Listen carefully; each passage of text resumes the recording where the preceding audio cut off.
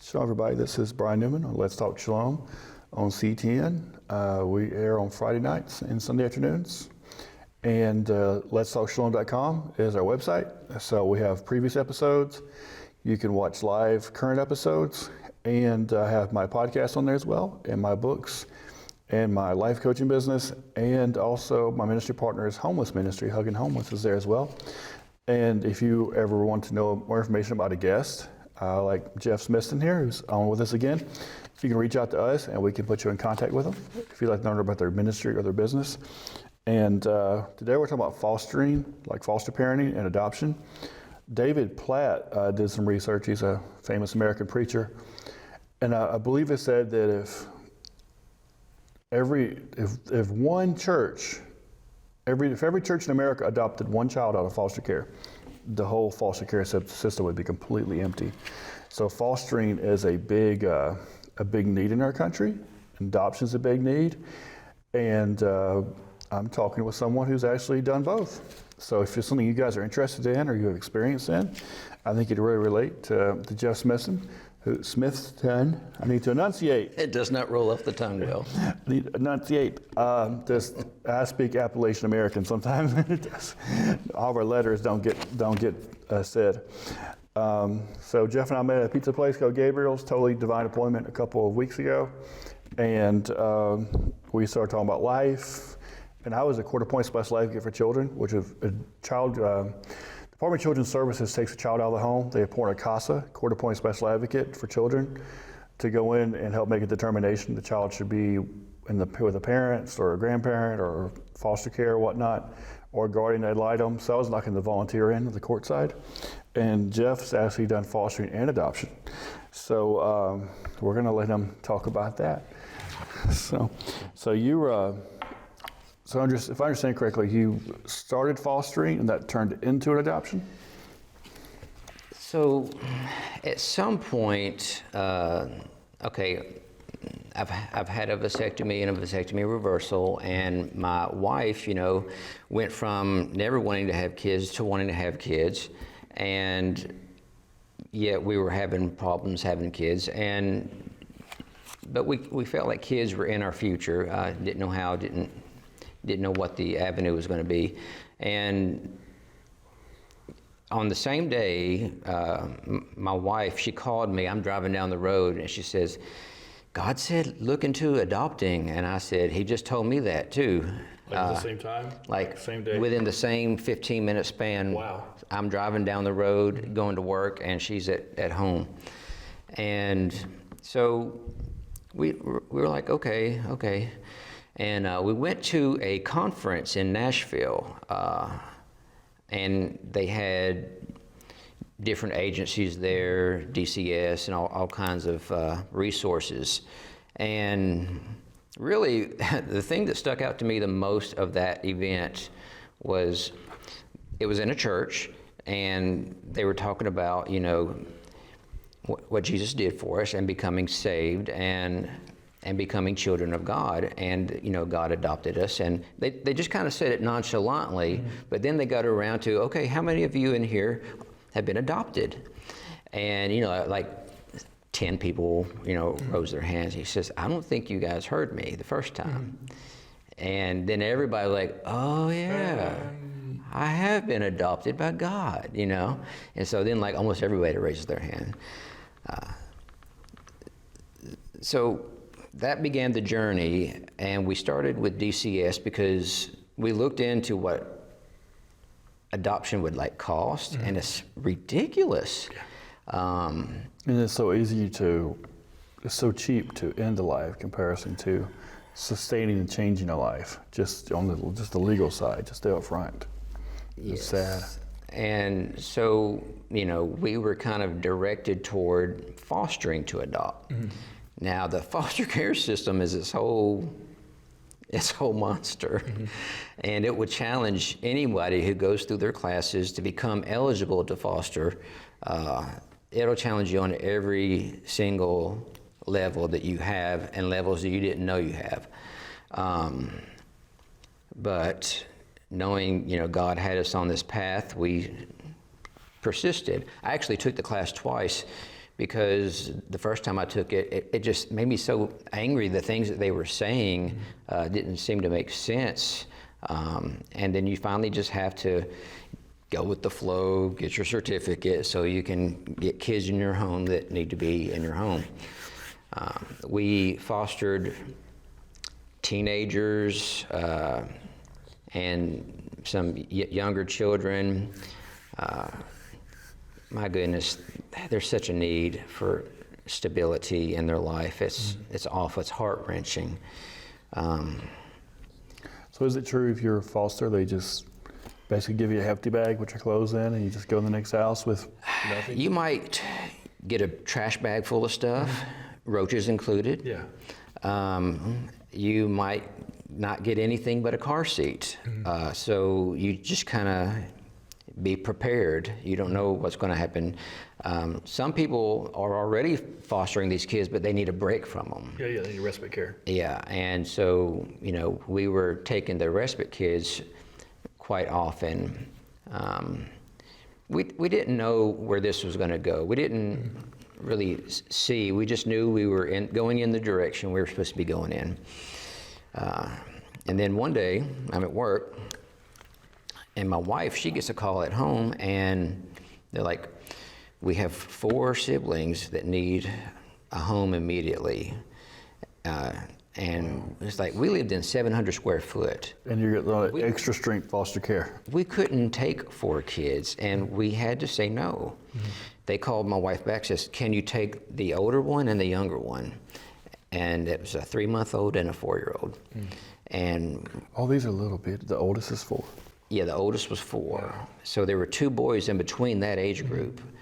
And they all had been born into a meth home environment, a drug environment, and they all had developmental issues and problems, and they're pretty much locked in a room, and the 4-year-old was watching the other kids.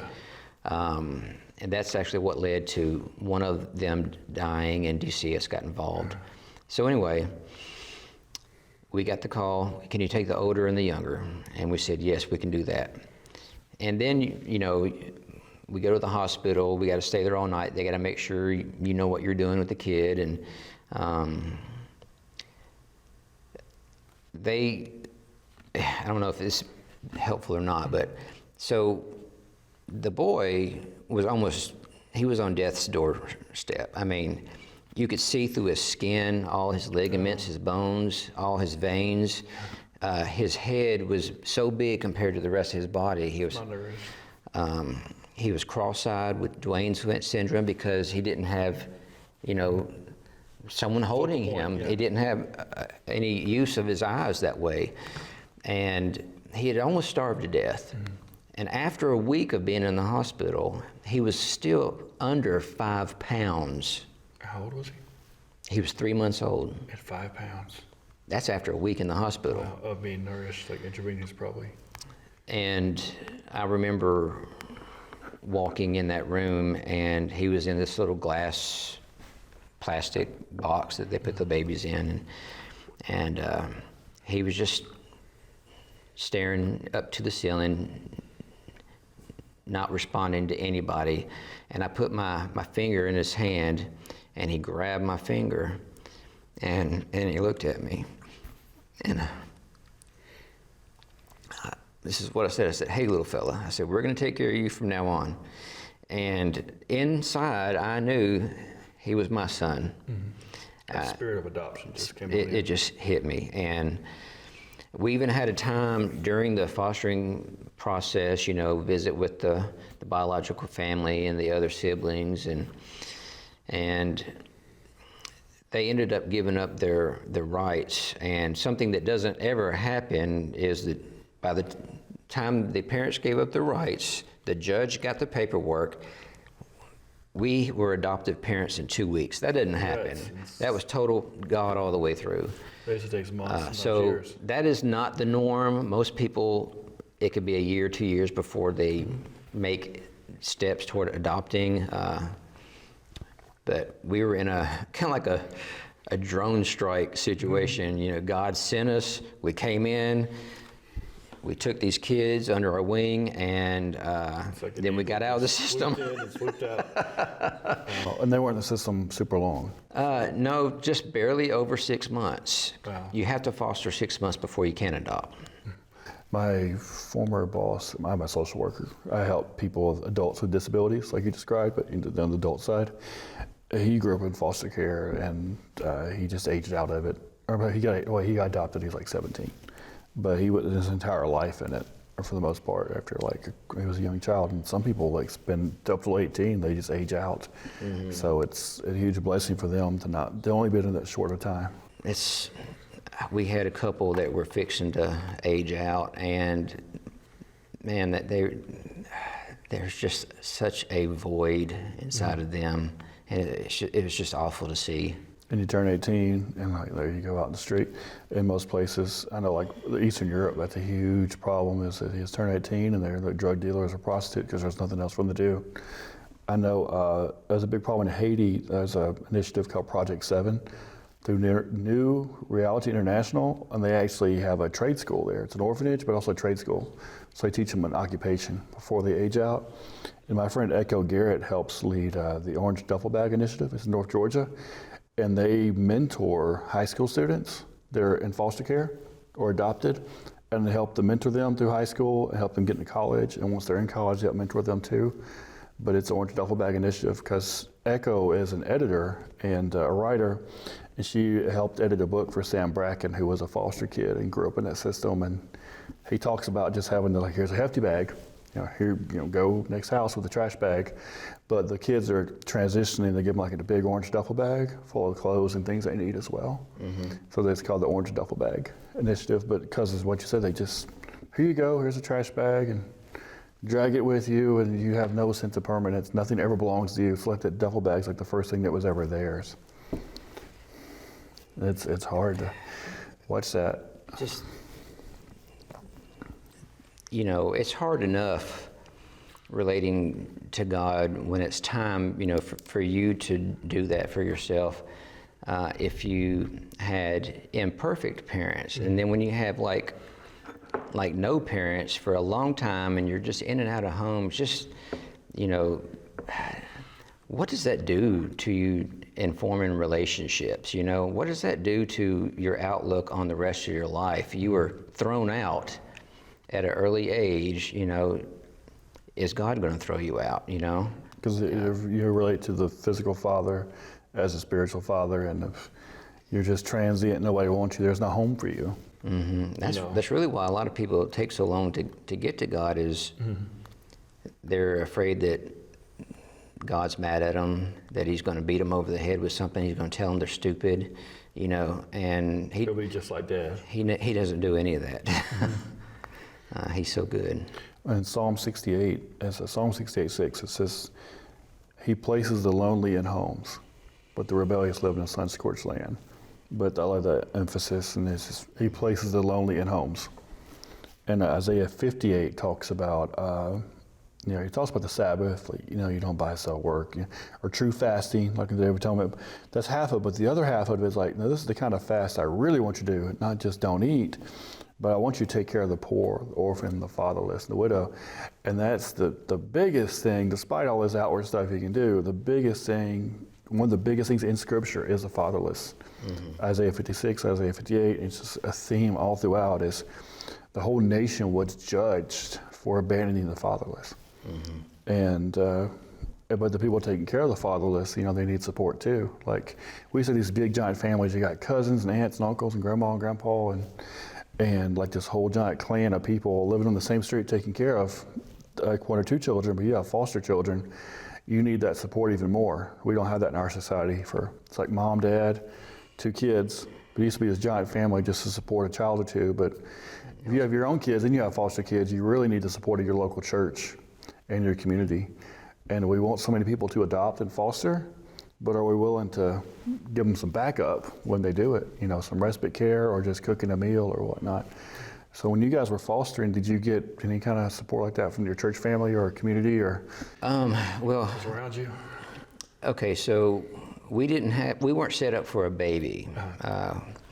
We've been taking little kids and older kids at that point, And my wife got off the phone. She made a few calls to our church and some close friends, and within 4 hours, we had everything we needed to take this baby home. And this little girl, toys, car seats, crib, just everything.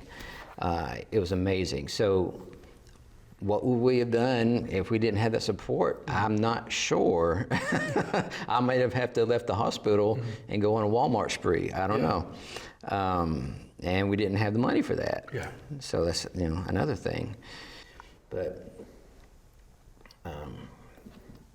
what was your? What is just the needs and support? Oh. Did you guys get some support, and was it like sustained? Okay. Like Now, everybody's here's some diapers, but you're on your own, or did you have continuing So- support this process? We got what we needed immediately, and then we got some things through the agency that we're affiliated with, Youth Villages. They did a great job there in Nashville, so kudos to them. But funny enough, not funny, when we started fostering and it looked like things were going to go toward adopting, everybody in my wife's family was like, don't do it, don't do it. It'll wreck your life, it'll ruin your home. And her sister was a social worker at the time. It's like, my goodness, And my family was for it. But we knew we had God's approval, and that's all we needed. So it's not just like an overactive sense of compassion or wanting to do something, not knowing what to do. Let's adopt someone. It was God directed, and it was discerned out and prayed out. And Here's just a few things. If you want your life to matter, you got to do the hard things. The difficult things are where the true rewards are. And if your life is just to be easy and to avoid pain and hardship, your life is going to be pretty much pointless and useless. And that's just true.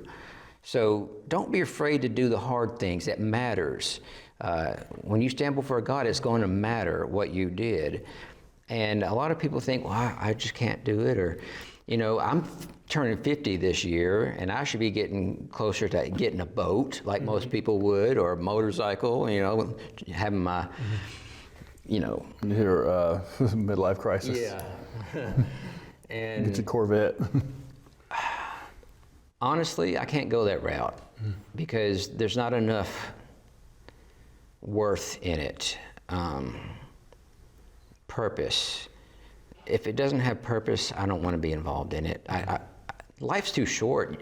You've only got so much energy and time. You can't just put it toward playing. Chasing after the wind. Yeah, keeping yourself entertained. I mean, come on. We could do better than that. That's what Solomon talked about, because he said he held nothing back. He literally tried everything in existence. As the richest man in the world, he had access to women, to drugs, to fanciest chariot, the biggest house. Took 7 years to build his house, because out of cedar. He had everything imaginable.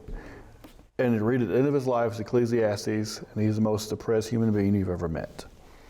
Because he's like, I blew my entire life. Now I'm old, and all I have is stuff I don't even like anymore. Like the food doesn't taste good, and I don't like this place. And he just chased the wind for so many years with unlimited resources to do it. And at the end of the day, it was just, I should have done something that mattered.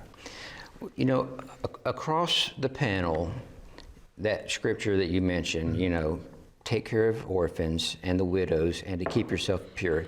This is actually a religion that God recognizes and commends across every boundary, nation, culture out there. Those three things God commends.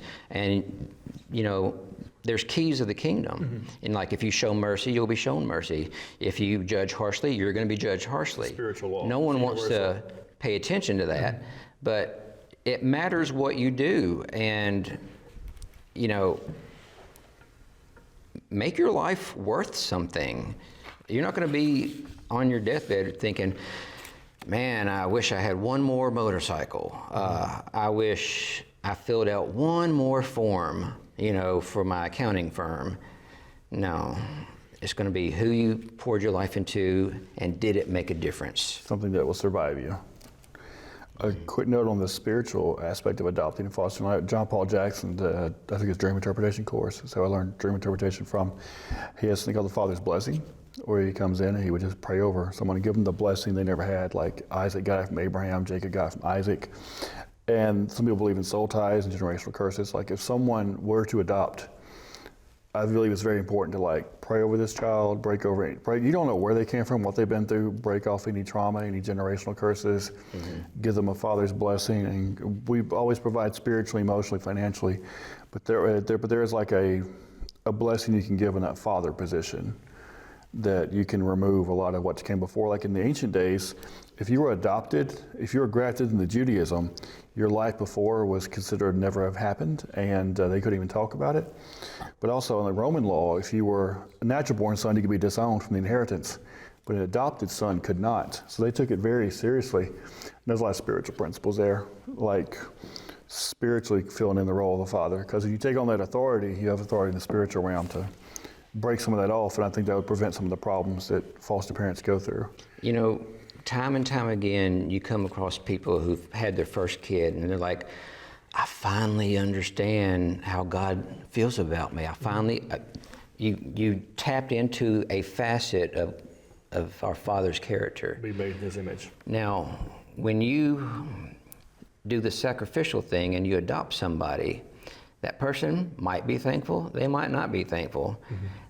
More than likely, they're not going to be very cooperative for a long time. They're not going to be thankful maybe until their late teens, maybe even early adulthood. But you tap into another facet of God's character when you step out and you adopt. You pour your life into somebody. He is pouring His life into us day in, day out. He lets the sun shine on the wicked and the righteous. He lets the rain fall on the just and the unjust. So if you're only in for something for a personal fulfillment and gain, you're missing part of God's character. But you're going to need everything you can get from God, honestly, if you move into adoption. You need every resource that He will pour into you. Pray, receive, and pour out. Absolutely. Speaking of resources, if you'd like to get involved or help, like being a court-appointed advocate in National CASA like Smash for House, National CASA.org. That's how you become a court-appointed special advocate. And the Orange Duffel Bag Initiative, look that up. It's a great work. It's in North Georgia mostly, but they'd like to expand. They help children. They mentor children in high school that are in foster care and also going to college. Those are two great resources. And if you have a baby, you just can't take care of, you want to go to a good home. My friends Mark and Sarah in Nashville, they help lead a church. They're great people. I've known them for years. They've been looking to adopt a baby for a really long time now. So if you'd like to reach out to Mark and Sarah for your baby to have a good home, please reach out to me at LetsTalkShalom.com, or you can email me at shalomdearheart@gmail.com and help out with that. And we're about to run out of time. I'm going to ask Jeff to tell us what a church or a community could do to support parents that are fostering or adopted, and then ask them to pray us out when we get to the 30-second mark. I know there are some churches out there that are focused on this, and that's wonderful, but it is such a small fraction, and there's such a great need out there. People who are taking this hard road, they need help. They need financial resources. They need breaks. They need food sometimes. They need someone to cut their grass. Reach out, reach out, reach out. If your church doesn't have some type of program or something that people who want to go this route don't know where to start something. This is about people. God's about people. Now, as far as the government, I really would like to see them offset the price of adoption. Maybe they're doing it more than they used to. I don't know. But when we looked into it, it was like 12 to 30,000 to looking into adopt. And You spend it now up front in a good way. You can spend it later in juvenile hall and jails and courts. it's like, okay, you have the money, or you had the money, Yeah. because all that money that you saved up is gone. And wouldn't it be better if that person still had the money to help with their family? Yeah. And Bigger house, more supplies, clothes, all the things children need, and the family needs. And we got 30 seconds, so you want to pray us out and pray for the families. And Father, thank you for your heart of adoption. You reached out, you came after us, and you drew us into your family. Father, I pray that the spirit of adoption would just go out to anyone and everyone that you would see fit to find someone, to bring them into their home, to draw them and to point them to you, to save them. In Jesus' name, amen.